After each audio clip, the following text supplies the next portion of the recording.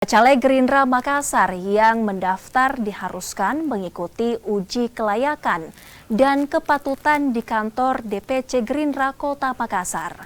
Uji kelayakan dan kepatutan dilakukan oleh pengurus partai dan juga panelis eksternal. Kegiatan ini dilakukan untuk menguji bakal calon legislatif sebelum akhirnya dipilih oleh Bapilu.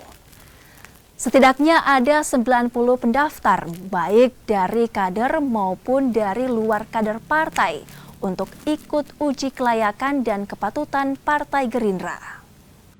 Jadi rencana kita sampai di hari Rabu atau Kamis.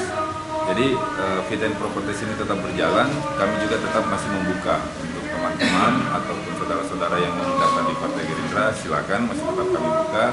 Karena nanti ditentukan dari hasil fit and proper test. Jadi nanti fit and proper test ada scoring, itu yang akan kami rembukan yang mana yang layak akan menjadi